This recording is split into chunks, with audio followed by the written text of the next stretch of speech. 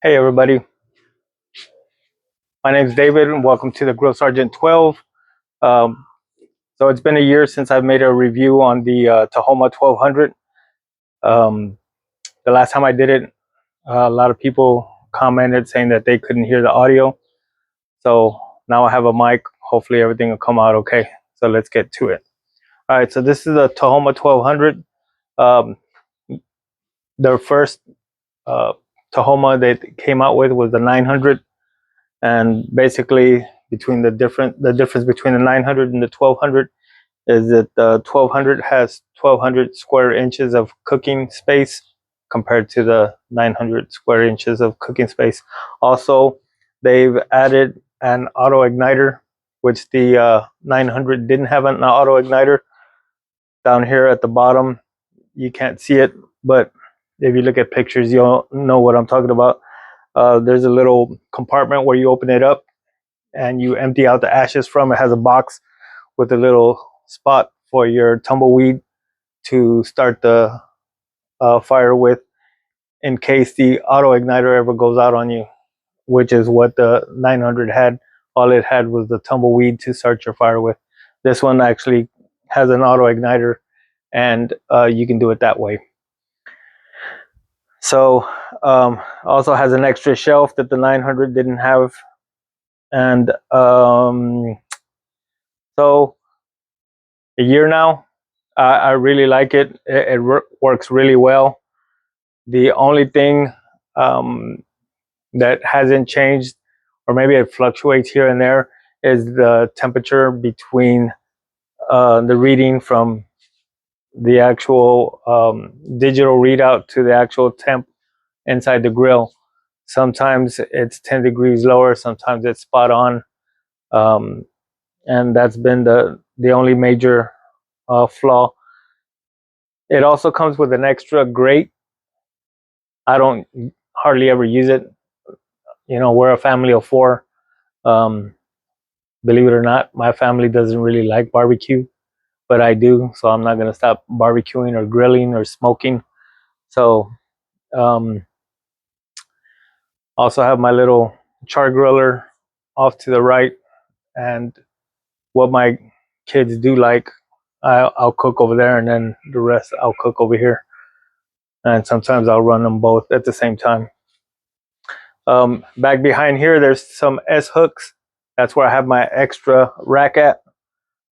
It stays there. I also have a cover for it. So being a year old, it looks pretty good. So it has a hopper. The hopper, you can use charcoal, you can use wood chunks, you could use wood chips, a combination of wood and wood chunks, wood and wood chips, or just wood by itself. I've used all three. So um, I've gotten smoke rings on just about everything I've smoked on here. So it's not like, where people say you're not going to get a good smoke ring. I do get a good smoke ring. And if you've watched any of my other videos, you'll see that I have. So the hopper is a gravity fed. Sorry, came out of the picture. So the hopper is gravity fed. As it burns, it just pushes down whatever you've put in there, and it burns, and then the ashes go down into that box I mentioned earlier. For long cooks, I have noticed that you need to empty out your ash box. So if you go over 10 to 12 hours, you definitely need to empty that out, or it will affect your the airflow, the smoke, and all that. So make sure you empty out that ashtray somewhere in between, and that way you can keep the temp regulated the way it's supposed to. So basically how it works is you put your charcoal in there. I recommend you put charcoal in there first to light your fire. Once you do that, you can go all wood. You can go charcoal and wood chips. Today I'm going to be smoking a pork belly, so I'm going to go charcoal and wood chips. And then that'll be that. It's only maybe a 3 hour cook, so I don't have to fill it all the way up to the top. As you use it more, you'll realize how much you need to use for what you're cooking. If you're gonna grill or sear, it's gonna burn a lot faster, but you're not gonna need as much. So you'll adjust to that. If you're gonna smoke like a brisket, or let's say a poor man's brisket with your chuck roast, then you'll want to have it at least high enough to where you're not having to come out here all the time. That's the convenience of having this smoker slash grill. All right, so from there you have this damper. The damper opens, that lets the airflow go through. Down here at the bottom you can't see, but there's a little slide. It slides open to the fan, and so once it starts going, the fan keeps the fire going. It blows air in there to regulate the temperature. So if it starts dropping, like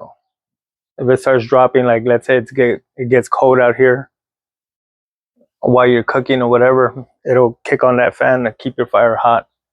Also, if you've done cooking on a traditional grill, a smoker, every time you open the lid, you lose heat.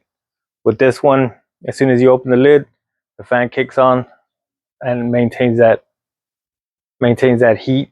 Sometimes it even goes hotter than the actual temperature set. But as soon as you close the lid, the temp goes down, the fan will cut off, and then it'll keep it at that temperature, which is pretty cool.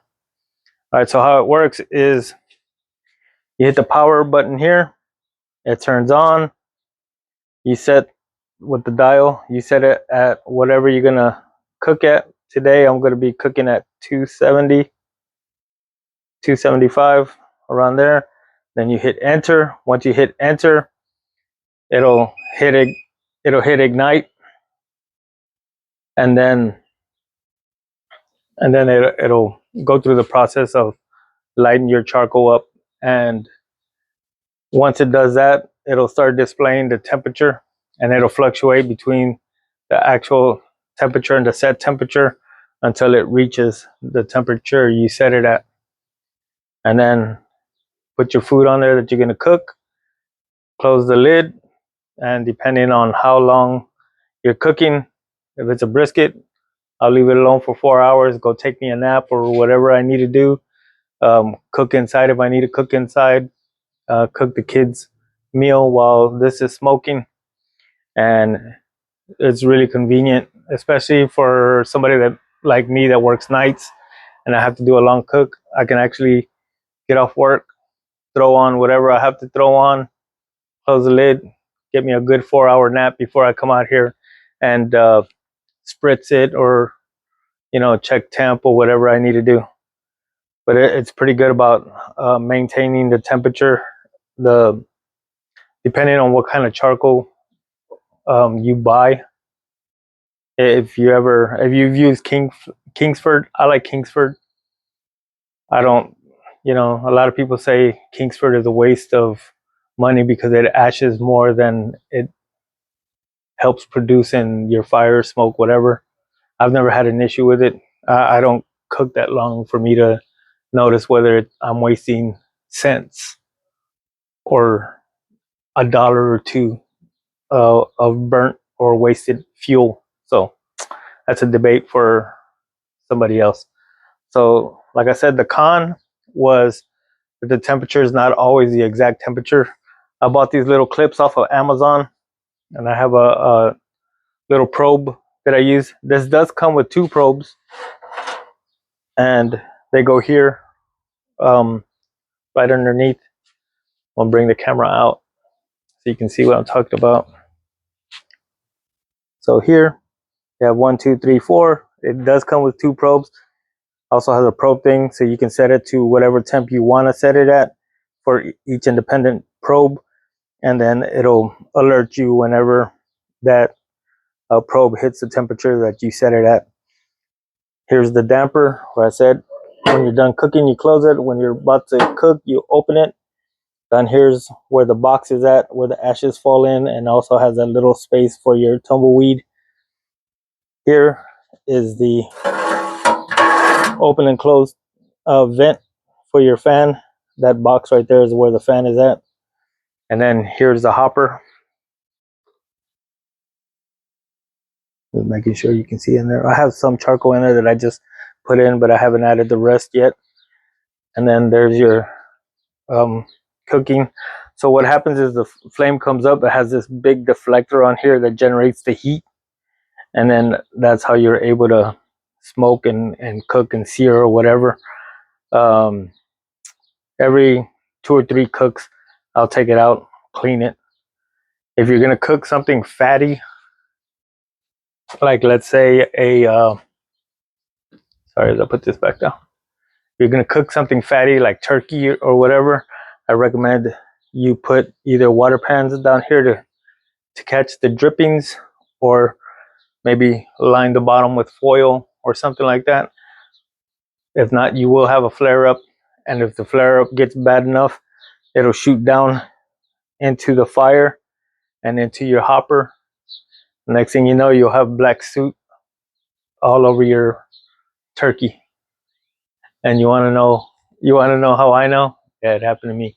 So that's why I'm letting you know. So that's something you have to worry about. But like I said, if you put your water pans there, I'm using that one for my pork belly. So pork belly's fatty. It's gonna drip into the pan. Hopefully, I won't get any residual falling outside of the pan, causing a flare up. I've cooked them before. Haven't had that issue, so I should be good with just the one pan.